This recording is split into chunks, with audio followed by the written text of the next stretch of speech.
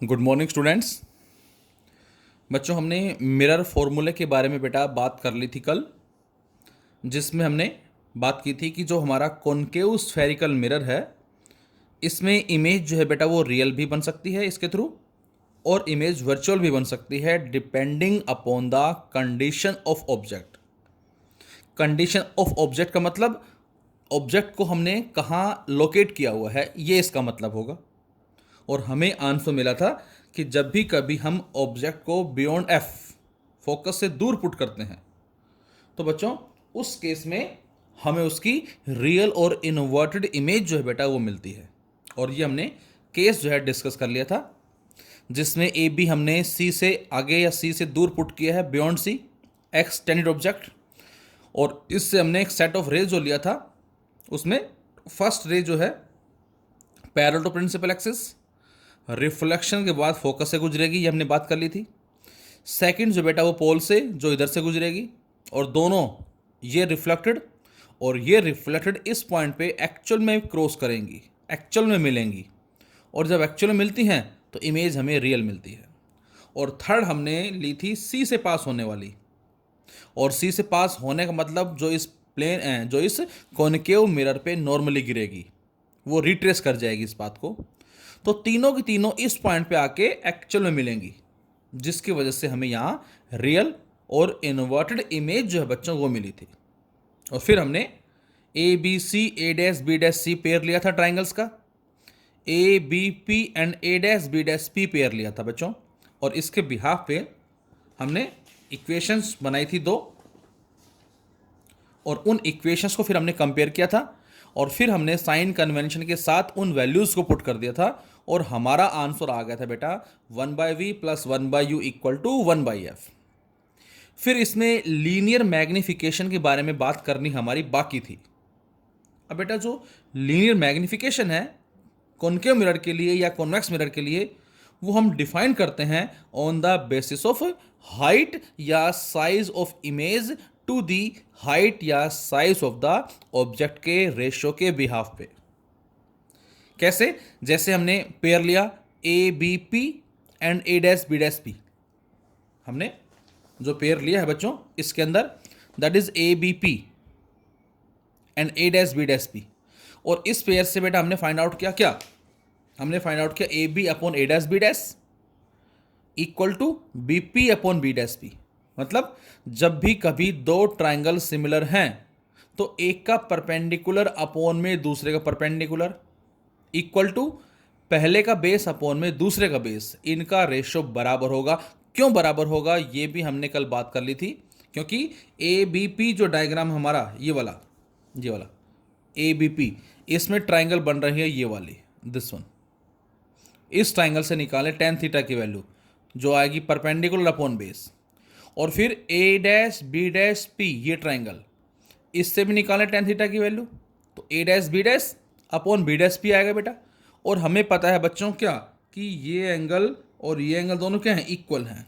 मतलब ये थीटा और ये थीटा, या ये कहें ये आई और ये आर दोनों इक्वल हैं। दोनों को हम कंपेयर करेंगे तो उससे हमें मिलता है ये रिजल्ट आफ्टर क्रॉस मल्टीप्लिकेशन। और इस रिजल्ट को हमने उल्टा कर दिया, तो जैसे इसको उल्टा करेंगे तो ये आ जाएगा बेटा A dash B dash upon A B equal to B dash P upon B P. और बच्चों ए डैश बी डैश है क्या? A dash B dash image जो है उसका साइज है, ए बी क्या है? ऑब्जेक्ट का साइज। तो इसका मतलब इमेज का साइज और ऑब्जेक्ट का साइज का जो रेशो है बेटा, ये किसके बराबर आया? ये बराबर आया distance of image to the distance of object. B dash P image का डिस्टेंस, बी पी ऑब्जेक्ट का डिस्टेंस।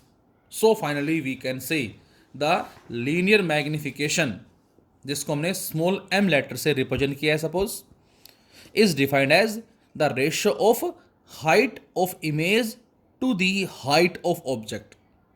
अब इसको आप चाहे एच आई और एच ओ लिखना चाहो तो ये लिख सकते हो, या इसको H2 और H1 लिखना चाहो तो ये लिख सकते हो, जो भी आपको इजी लगे। एच आई इमेज की हाइट, H2 इमेज की हाइट, HO ऑब्जेक्ट की हाइट, या H1 ऑब्जेक्ट की हाइट। तो ये हमने एक सिंबल जो है वो मान लिया। तो और ये किसके बराबर आया, ये बराबर आया बेटा distance of image to the distance of object. तो यहां से बेटा m लिखा मैंने h2 अपॉन h1, माइनस क्यों लगाया, क्योंकि इमेज की जो हाइट आई बेटा वो प्रिंसिपल एक्सिस से नीचे की तरफ है, और ये मैंने बताया था स्टार्टिंग में साइन कन्वेंशन में आपको कि प्रिंसिपल एक्सिस से ऊपर जो हाइट पॉजिटिव लेंगे, नीचे हाइट नेगेटिव लेंगे। पोल के लेफ्ट का डिस्टेंस नेगेटिव है, राइट के पॉजिटिव हैं, तो इसलिए हमने माइनस h2 लिखा और plus h1 equal to distance of image जो कि लेफ्ट में आता है minus v, distance of object जो कि लेफ्ट में आता है माइनस u, और ये माइनस माइनस कट गए, तो यहां से m आ गया minus h2 upon h1 equal to v by u. और बताया था हमने क्या कि जब भी जिस तरफ ऑब्जेक्ट है उसी तरफ इमेज आती है, मतलब u नेगेटिव v भी नेगेटिव आए तो वो कहलाती है रियल इमेज, और m की वैल्यू यहां हमारे पास क्या है, नेगेटिव है। अब हम डिस्कस कर रहे हैं case number second. Case number second ये भी वैसे हमने कल डिस्कस कर लिया था, दैट इज वर्चुअल इमेज, कि जो कॉनकेव स्फेरिकल मिरर है बच्चों, ये हमें वर्चुअल इमेज भी देता है, जैसा कि मैंने जस्ट बताया अभी आपको कि depending upon the location of object image real भी मिलती है और इमेज वर्चुअल भी मिलती है। अब आप पूछेंगे सर फोकस पे रखते हैं, फोकस से थोड़ा आगे रखते हैं, हर केसेस में मैंने आपको कल फिर बताया था क्या कि बस आपको मेन बात जो याद रखनी है वो ये याद रखनी है बेटा कि जिस तरफ ऑब्जेक्ट है उसी तरफ इमेज आए तो वो रियल होती है, और जिस तरफ ऑब्जेक्ट है उसके अपोजिट साइड में इमेज आती है तो वो वर्चुअल होती है। ये सबसे इजी पहचान है आपकी। न्यूमेरिकल्स के अंदर हमें फोकल लेंथ गिवन होती है और ऑब्जेक्ट का डिस्टेंस गिवन होता है। कॉनकेव के लिए फोकल लेंथ नेगेटिव लेंगे, कॉन्वेक्स के लिए फोकल लेंथ पॉजिटिव लेंगे। यूं हमेशा नेगेटिव लेना हमें, लेकिन कुछ कंडीशंस में वो हमने बात भी की थी और आगे बात भी करेंगे। अब you negative F negative concave के लिए वी सोल्व करेंगे। यदि वी की वैल्यू नेगेटिव आए तो इसका मतलब रियल इमेज है, और पॉजिटिव आए तो वर्चुअल इमेज है।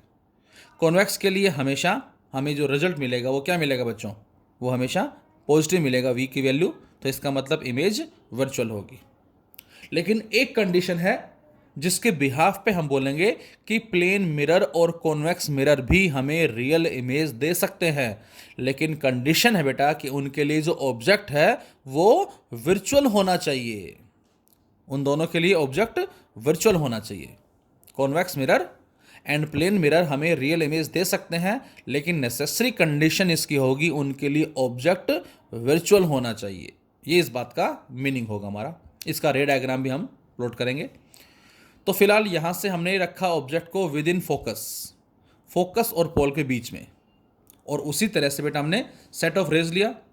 First parallel to principal axis, second pole, third centre of curvature, और जो पैरेलल जाएगी प्रिंसिपल एक्सिस के वो फोकस से गुजर जाएगी इस तरफ। सेकंड लाइट इधर गई वो इधर चली जाएगी, और थर्ड सी से गुजारनी है तो नॉर्मली डालनी पड़ेगी इस मिरर पे, वो इधर चली जाएगी।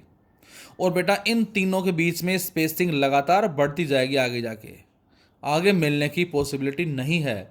तीनों को बच्चों पीछे बढ़ा दो तो तीनों के तीनों इस पॉइंट पे आके अपीयर टू मीट होंगी, जिसकी वजह से इमेज वर्चुअल मिलेगी हमें। तो this is the virtual image.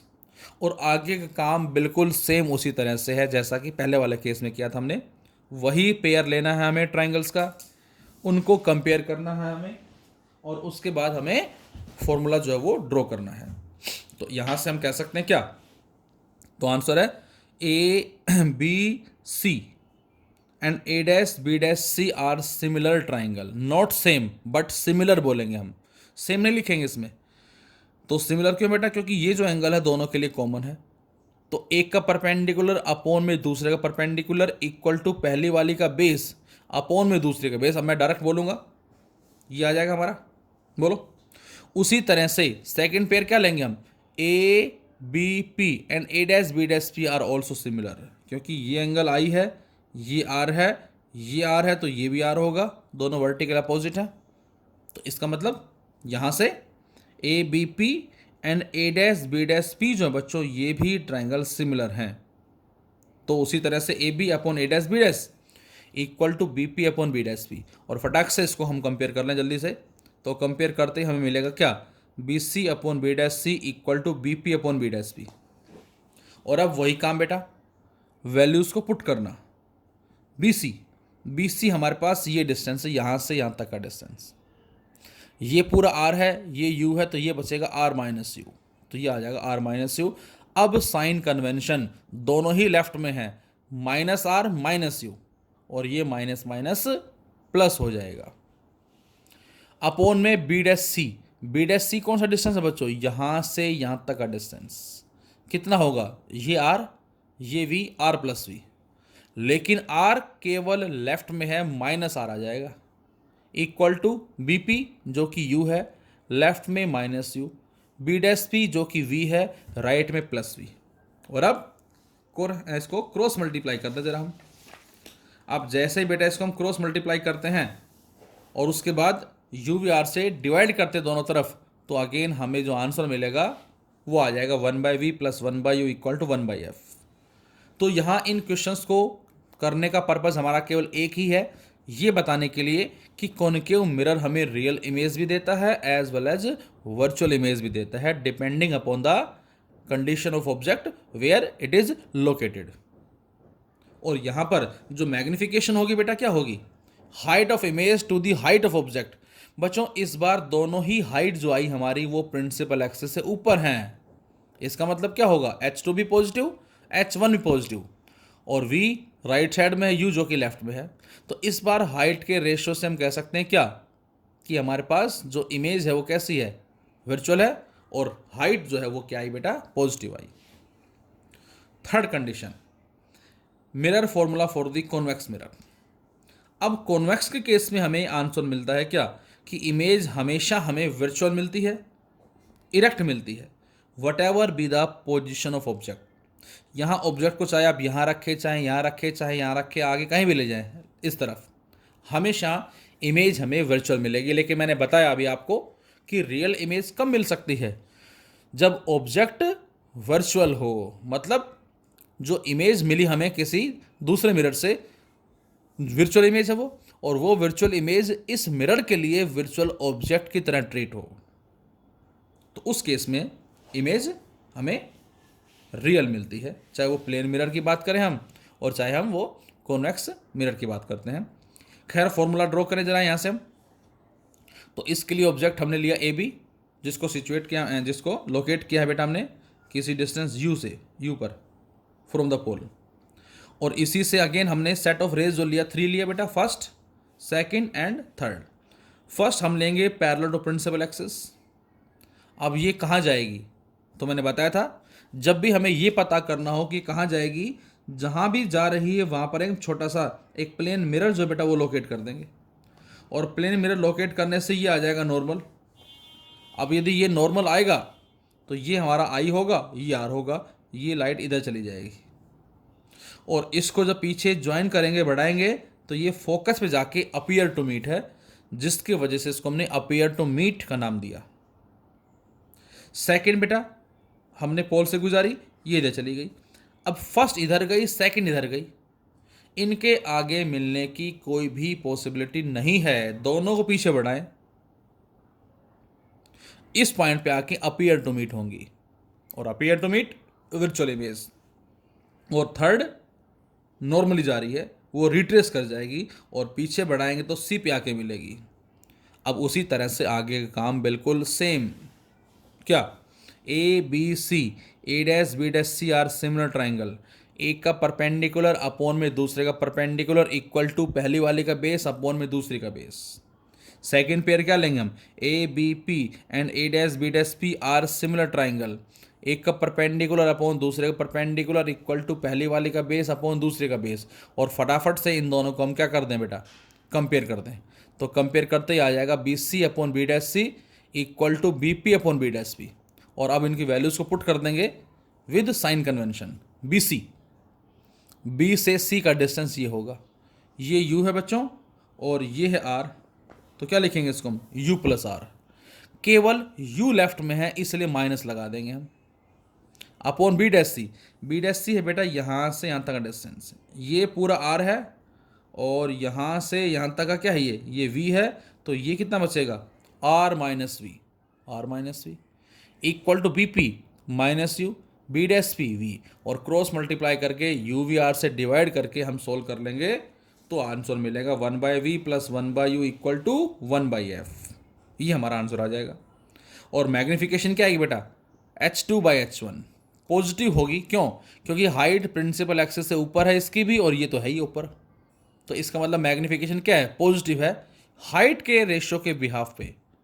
और जब भी कभी मैग्नीफिकेशन की वैल्यू नेगेटिव आती है तो इमेज रियल होती है, पॉजिटिव आती है इमेज वर्चुअल होती है। m की वैल्यू ग्रेटर देन 1 आती है, image formed is enlarge. m की वैल्यू लेस देन 1 आती है, image formed is diminished small. और m की वैल्यू इक्वल टू 1 आती है, size of image be same as the size of object. तो ये बेटा हमारे पास कुछ नेचर्स कहलाते हैं। ये हमें कॉन्सेप्चुअल क्वेश्चन दे दिया, if m is positive what is the nature of image, उसके पॉइंट ऑफ व्यू से आपको याद रखना है। जब भी बच्चों m की वैल्यू नेगेटिव हो तो आपका आंसर होगा रियल इमेज, m की वैल्यू पॉजिटिव हो बेटा तो आंसर होगा virtual image. m is greater than 1 हो तो उस केस में हमारा जो आंसर है वो क्या होगा, that is image formed is enlarge. m is less than 1 है, image formed is diminished. m is equal to 1 है, साइज ऑफ इमेज भी same as the size of object. तो ये हमारे पास कहलाता है mirror formula. Competition point of view से केवल आपको ये फॉर्मूला याद रखना है। हाँ, 10th में बोर्ड पॉइंट ऑफ व्यू हम कह सकते हैं कि ये हमारा डेरिवेशन भी आते हैं, इन पे छोटे छोटे न्यूमेरिकल्स भी आते हैं। लेकिन 12th की बात करें हम तो 12th पॉइंट ऑफ व्यू से ये चैप्टर हमारा कॉन्सेप्चुअल टाइप से इंपॉर्टेंट है। लेकिन फिलहाल अभी तो CBSE ने आई थिंक सिलेबस रिड्यूस कर दिया और उसमें रिफ्लेक्शन ऑफ लाइट को टोटली रिमूव भी कर दिया है, लेकिन फिर भी हमें नॉलेज के लिए इसको पढ़ना ही पड़ेगा। अब नेक्स्ट वीडियो में बेटा हम कुछ न्यूमेरिकल्स जो है वो डिस्कस करेंगे, जैसा कि आपने लाइव क्लास में पूछा था मुझसे ऑनलाइन क्लास के अंदर कि मिरर जो है रूम में लगा हुआ है और इमेजेस जो है वो बनती हैं, उसका साइज जो है वो क्या होता है। इस तरह के क्वेश्चन जो बेटा वो हम डिस्कस करेंगे हमारी नेक्स्ट वीडियो के अंदर। Thank you.